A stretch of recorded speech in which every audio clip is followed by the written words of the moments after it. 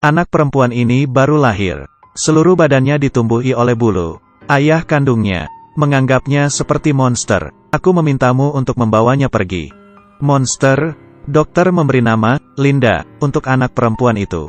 Dari mulai dia lahir, Linda ditakdirkan harus melewati hidup yang tidak biasa. Ibunya setelah melahirkannya, meninggal karena kesusahan saat melahirkan. Ayahnya pertama kali melihat Linda, sama sekali tidak menutupi rasa jijiknya. Ayahnya Linda adalah kepala stasiun di tempatnya. Dia sangat peduli dengan pandangan orang luar. Jadinya dia mengurungi Linda di rumah, tidak memberikannya keluar dari rumah, dan memperkerjakan babysitter dari desa, hanya untuk menjaganya. Di bawah asuhan babysitter yang teliti, Linda tumbuh dewasa hari ke hari, tapi bulu di tubuhnya malah tidak punya tanda akan menghilang, dan malah makin lebat. Bertahun-tahun ini, dia tidak pernah menginjakan kakinya keluar rumah. Mendengar suara anak yang lain di bawah sedang tertawa, dia hanya bisa melewati jendela, memuaskan dirinya secara sementara tentang rasa penasarannya kepada dunia. Tapi ayahnya melihat Linda muncul di jendela, akan langsung pulang ke rumah, mengurunginya di kamar kecil yang gelap, agar tidak kelihatan orang, dan menimbulkan gosip. Linda adalah anak yang sangat kasihan, tidak punya ibu, juga tidak punya masa kecil. Dia tidak pernah merayakan ulang tahun, karena hari itu, hari kematian ibunya juga. Linda sering melihat foto ibunya sampai melamun, berhayal diri sendiri secantik ibunya. Sebentar lagi, hari Natal yang cuman setahun sekali. Semua penduduk di kota mengenakan pakaian yang cantik untuk menghadiri pesta Natal yang meriah ini. Linda juga ingin ikut, tapi ditolak ayahnya. Malam harinya, ayahnya datang ke samping kasur Linda, mencoba menenangkannya. Tapi Linda tidak seperti anak-anak. Dia hanya sangat terpuruk, sangat rindu ibunya. Melihat Linda yang menahan air mata, ayahnya pertama kali menyadari diri sendiri selama bertahun-tahun ini begitu egois. Dia mengumpulkan keberanian, memutuskan untuk memberi Linda melewati Natal yang sebenarnya untuk pertama kali. Ayahnya membeli sepatu kulit yang tinggi, membuatkannya baju baru berwarna merah, membungkus Linda dengan sangat ketat. Babysitternya meminjamkannya kalung mutiara miliknya ke Linda. Kamu terlihat seperti Tuan Putri. Tapi di acara Natal, saat di detik Linda muncul, semua orang menyimpan senyumannya, mundur tanpa sadar dan mengomonginya. Linda perlahan jalan menuju pohon Natal. Anak-anak yang lain melihat Linda, takut dan penasaran. Hanya ada satu anak laki-laki, dengan berani jalan ke depan, memegang bulu di wajah Linda. Apakah panas? Sama seperti yang aku pikirkan. Linda merasa gugup dan juga bersemangat. Itu pertama kalinya dia hidup seperti orang biasa. Tapi tidak begitu lama, pesulap yang sedang menyulap malah menggunakannya jadi bahan candaan, menertawainya, seperti memakai penutup kepala, membuat penonton lainnya tertawa terbahak-bahak. Linda sangat kecewa. Ayahnya dengan cepat membawa pergi, dan merasa memberikan Linda keluar adalah keputusan yang salah. Linda sekali lagi dikurung di rumah, bermain sendiri, belajar sendiri, hari demi hari, karena sudah lama tidak berinteraksi dengan orang. Karakter Linda berubah menjadi sangat emosional. Apa yang terjadi? Kamu kenapa? Berhenti, kamu tidak boleh begitu. Ayahnya malas untuk menenanginya, jadi mengurungnya di kamar kecil gelap lagi. Di kamar kecil gelap itu, Linda menghiali angka untuk menghabiskan waktu. Tapi di saat ini, hal yang ajaib terjadi. Rumus-rumus matematika, seperti hantu, muncul di depan matanya. Anak perempuan itu membuka baju luarannya, memperlihatkan bulu lebat di badannya. Karena saat lahir, follicle rambut tidak deregenerasi. Dia menjadi wanita singa berbulu emas. Dianggap monster oleh orang sekitar. Tidak boleh menginjakan kakinya selangkah pun keluar dari rumah. Tapi semua orang tidak tahu, sebenarnya Linda jenius. Dia sangat sensitif dengan angka, menggunakan selembar kertas tabel kode Morse. Linda dengan cepat menguasai teknik telegraf, sampai ayahnya pun terkejut. Tapi meskipun begitu, ayahnya tetap bersikeras mengurung Linda, tidak memberinya menerima pendidikan yang lebih banyak. Linda dari kecil tidak memiliki ibu. Di dunia ini babysitternya adalah orang yang paling menyayanginya. Dia berharap Linda bisa seperti anak pada umumnya, ke sekolah, bermain, punya teman, tumbuh dewasa dengan sehat bahagia. Tapi saran babysitternya, oleh ayahnya Linda, ditolak dengan marah. Dia tidak percaya, anaknya bisa berada di dunia yang penuh pandangan aneh, hidup. Karena ini, babysitternya berdebat dengan ayahnya, lalu kehilangan pekerjaannya. Setelah kepergian babysitternya, Linda sangat merindukannya, berubah menjadi seperti arwahnya tidak ada di badannya. Demi keluar rumah mencari babysitternya, Linda diam-diam mencuri cukuran ayahnya, mencoba mencukur bersih semua bulu di badannya. Setelah ayahnya mengetahuinya, dengan cepat menghentikannya, karena kalau seperti ini, bulu di tubuhnya berubah menjadi keras dan kasar seperti kumis. Tanpa pilihan apapun, ayahnya hanya bisa meminta babysitternya untuk kembali, dan menyetujui Linda untuk belajar di sekolah. Hari pertama Linda di kelasnya, semua teman sekolahnya melihatnya dengan mata terkejut, seperti melihat hewan di kebun bintang. Setelah pulang sekolah, mereka mengelilingi Linda, memukuli dan menendangnya. Bahkan ada bocah yang mencabut bulu di badan Linda, mengangkatnya seperti barang kemenangan.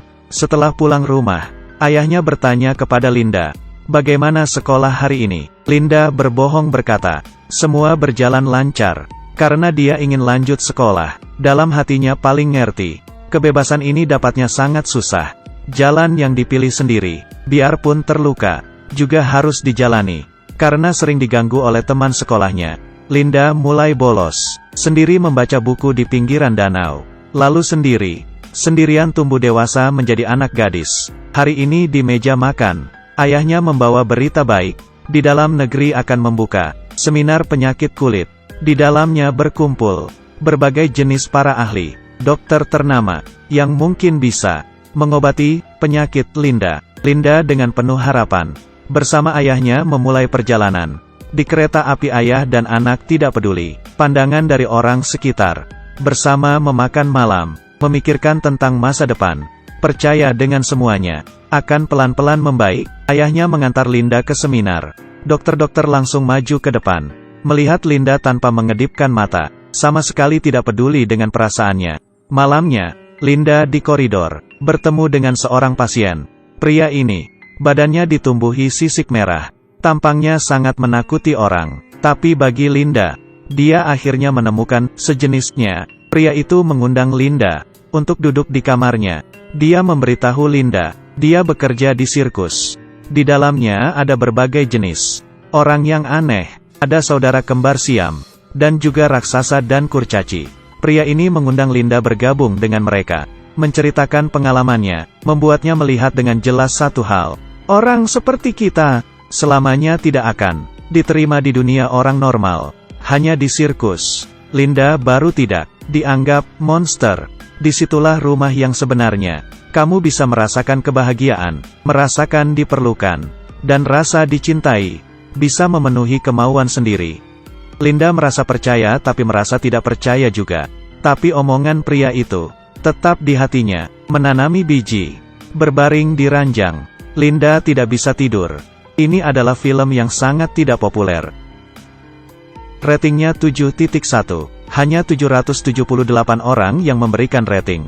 Tapi ini adalah film yang sangat bagus. Menceritakan tentang seorang gadis yang menderita penyakit berbulu banyak. Dari didiskriminasi, bangkit pelan-pelan dari kontroversi, sampai akhirnya mengendalik takdirnya sendiri.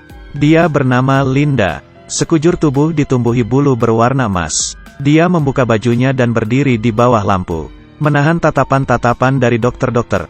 Mereka mengatasnamakan penelitian, mengelilingi Linda, dan menggunakan gunting menggunting bulunya. Tidak ada sama sekali terhadap manusia. Rasa hormat yang paling dasar. Linda tidak ingin di sini lagi sedetik pun.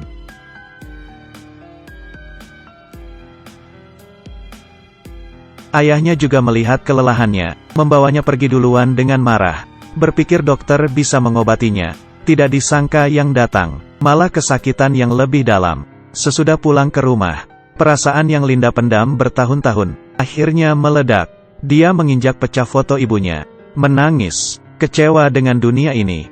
Rumah sudah bocor ditambah hujan sepanjang malam. Ayahnya sebagai kepala stasiun, ditelusuri oleh atasan. Katanya ada dana publik hilang. Saat yang sama, kesehatan ayah juga bermasalah. membawa Linda tinggal di sanitarium. Di sini, Linda bertemu dengan wanita yang begitu cantik. Dia begitu berharap dirinya bisa seperti itu.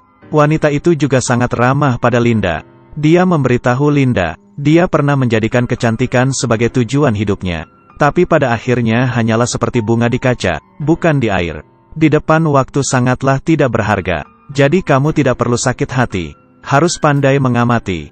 Titik awal mulaimu lebih spesial dan bebas dari orang lain. Berjanji padaku kamu akan dengan menggunakannya sebaik mungkin. Linda sedang memikirkan. Di sudut dalam hati, sedang diam-diam terbangun. Tapi dengan cepat, kenyataan memberinya pukulan sekali lagi. Linda dengan terkejut menemukan, ayahnya demi lari dari hukuman, menyuruh bawahannya Telegram One menjadi kambing hitamnya. Telegram One ini adalah guru dan juga teman Linda. Sangat banyak pengetahuan yang dia ajari ke Linda. Karena juga sayang dengan Linda, dia baru mau menjadi kambing hitam kepala stasiun. Linda lari mengikuti Telegram One untuk mengucapkan selamat tinggal terakhir kali.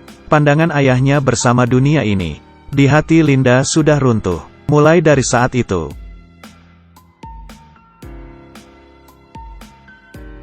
Linda semakin jauh dengan ayahnya.